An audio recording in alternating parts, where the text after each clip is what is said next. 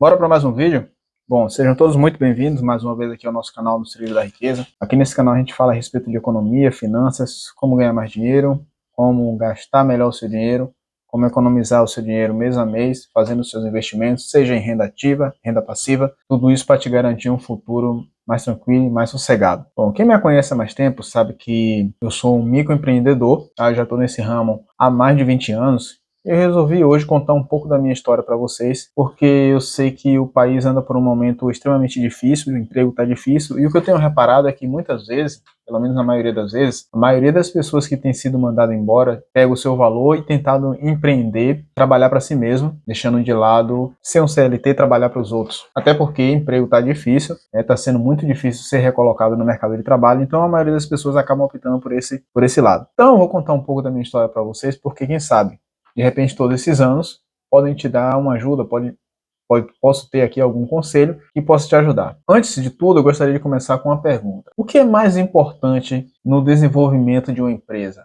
A margem de lucro ou o volume de vendas? Por que eu estou te perguntando isso? Normalmente, quando a gente começa a desenvolver uma atividade, seja lá ela qual for, é muito comum a gente dar ouvidos às pessoas que já estão no ramo há mais tempo. Então, é muito provável que se você está pensando em empreender, se você começou, ou até mesmo pessoas que já estão no ramo há até mais tempo, gostam de buscar conselhos, e normalmente o que é que a gente ouve? A margem de lucro, ela é muito importante. É o que a gente pode ver aqui, por exemplo, nesse artigozinho falando, no geral, estima-se que o lucro deve ser de 30% a 20% para serviços, de 15% a 20% para comércios e de 8% a 12% para indústrias, que tem variáveis muito específicas. No entanto, é preciso ter em mente que até mesmo empresas de um mesmo ramo têm margem de lucro diferente. Eu, particularmente, eu não gosto muito de trabalhar com margem de lucro, porque é o seguinte, pare e pensa o seguinte, digamos que você hoje está aí iniciando a sua empresa, a sua atividade empresarial, e aí você viu aqui, por exemplo, um artigo desse onde falam que o ideal para a sua classe de serviço seria algo em torno de 20% ou 30%, como eu já vi até artigos do Sebrae falando que uma margem bacana, uma margem ideal para o desenvolvimento da empresa seria de 30%. Então, o que é que você vai fazer? Você vai pegar, comprar os seus produtos, para na hora de revender, colocar aquela margem de 30% em cima. Aliás, pessoal, eu gostaria até de mostrar uma coisa. Tem gente que acha que está fazendo essa questão da margem de lucro certa e na realidade está fazendo de uma maneira errada. Eu vejo muita gente falando o seguinte: eu comprei aqui um produto de R$100 e vou cobrar por causa da taxa da maquininha, porque hoje em dia é muito comum, pode ser errado e tal, mas é muito comum. Eu acho que é uma maneira que o comerciante, especialmente o comerciante pequeno, menor, tem de se proteger, repassando a taxa de juros. E aí o que é que a pessoa faz? A pessoa faz, eu vendi um produto de R$100, a minha maquininha cobra 5%, então eu tenho que colocar 105, né? Porque 5% de 100 seria R$5. O que quer dizer que, segundo a pessoa está acreditando, que quando ela fizer isso, ela jogando o valor, passando para 105, né, cobrando, ela acredita que ficaria com os R$100. Só que na realidade não é bem assim. Por quê? Porque a maquininha, ela cobra a taxa em cima do valor que você passa, não em cima do valor que você pretende ganhar. Um exemplo, aí você coloca os 5, na sua visão, os 5%. Então, 105 vezes 5%. 5%. O resultado dá 5,25. Então, como você pode ver aqui, a grande maioria das pessoas se perdem aqui e ficam achando que a partir do momento que colocou os 5% em cima do 100, vai sobrar para ela R$100. Quando na realidade não vai estar sobrando R$100. Vai ficar com R$99,75. Pode parecer pouco, mas a partir do momento que você faz esse tipo de conta, muitas vezes o valor acaba sendo mais alto, você acaba perdendo mais do que você gostaria, do que você imagina na realidade, que muita gente que nem sabe que isso está acontecendo. Bom, mas voltando ao nosso assunto lá. Bom, eu já estou estabelecido, já tenho mais de 20 anos, como eu falei para vocês, no ramo de gêneros alimentícios, que é a área que eu trabalho. E aí você chega e resolve também colocar gêneros alimentícios. Pronto. Você vai fazer o quê? Você vai pegar, colocar, digamos que sua margem de 30%, e digamos que eu trabalhe também com 30%. Por que eu digo que isso vai ferrar com você, vai acabar com o seu... Primeiro, porque você acredita que alguém deixaria de comprar comigo, que já estou no mercado há 20 anos, para comprar com você? Olha, não acredite nessa história de que, porque meus amigos vão comprar comigo. Nunca faça isso. Nunca crie um comércio na expectativa de que seus amigos, seus familiares, os seus vizinhos vão comprar com você. Jamais faça isso. Porque eu Quando comecei, eu acreditei nisso, eu era inocente e não funcionou assim. Muitas das vezes as pessoas ainda queriam até vantagens pelo fato de estar comprando. Não, eu vou comprar para lhe ajudar, então veja o que, é que você pode fazer comigo. Então não faça isso, faça o seu comércio para um modo geral, para que todo mundo venha e compre. Não fique dependendo de parente, amigo, seja lá o que for. Se você fizer isso de colocar os 30%, e eu também coloco 30%, a primeira questão é essa.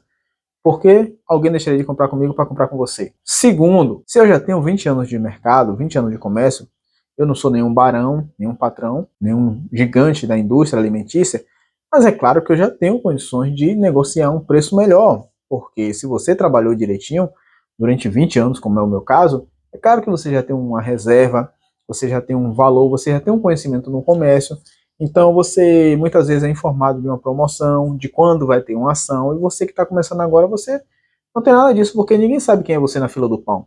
Então o que acontece? Muitas vezes eu consigo comprar produtos, consigo fazer negociações de comprar pallet, ou comprar numa data específica em que os produtos estão mais baratos, e por conta disso, se eu colocar a mesma margem de lucro de você, eu vou conseguir ainda vender mais barato do que você e ganhando mais. Então, ao meu ver, está começando agora, o que, é que você faz? Foca em volume de vendas. Essa tem que ser a sua principal preocupação.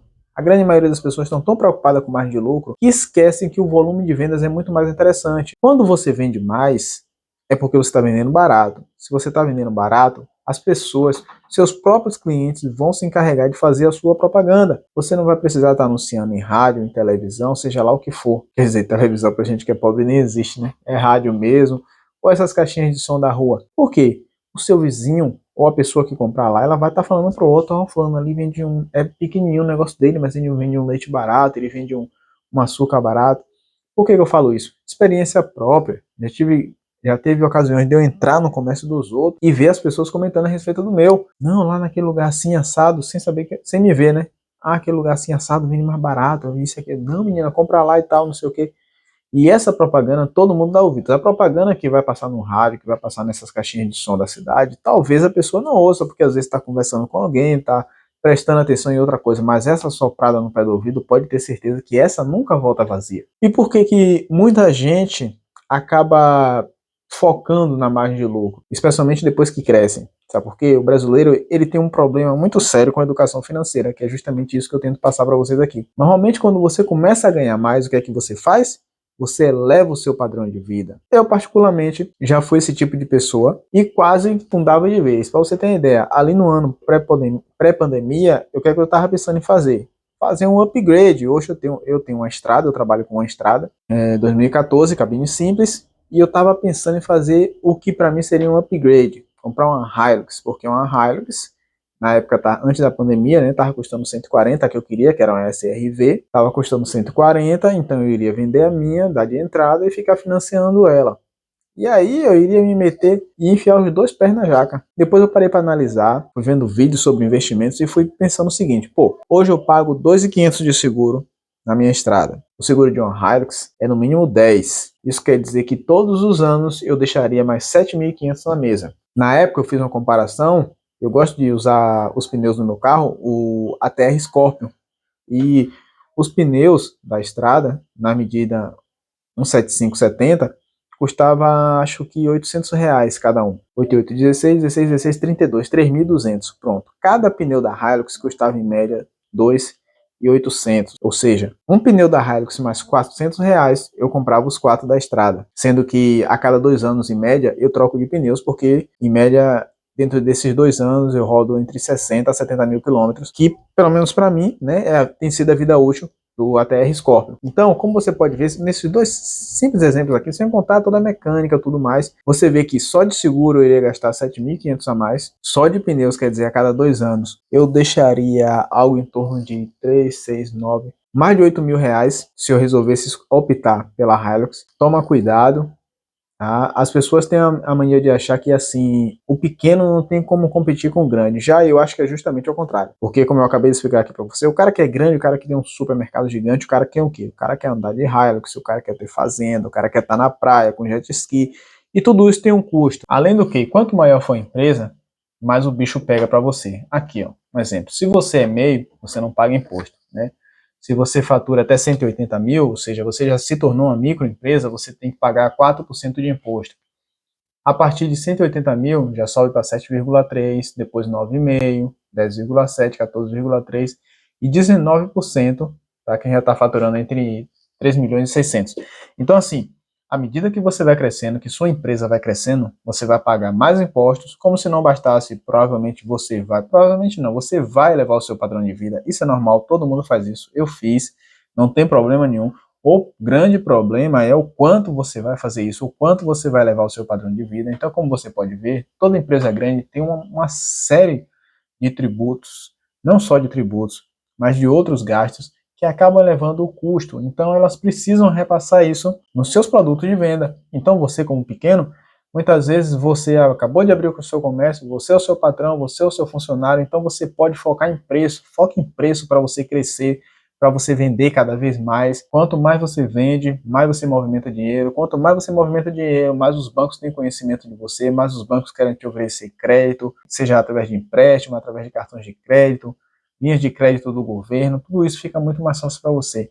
Então, sem dúvida nenhuma, pelo menos, ao meu ver, não sou dono da razão, volume de vendas é muito mais importante, supera muito mais a margem de lucro. Então foca nisso. Pelo menos é isso que eu acho. Bom, família, mas por hoje é só. Espero que vocês tenham gostado do conteúdo. Se ficou até aqui, meus parabéns. Valeu, brigadão. Não deixa de curtir, compartilhar e vir fazer parte dessa família, tá bom? Mas por hoje é só. Valeu, falou.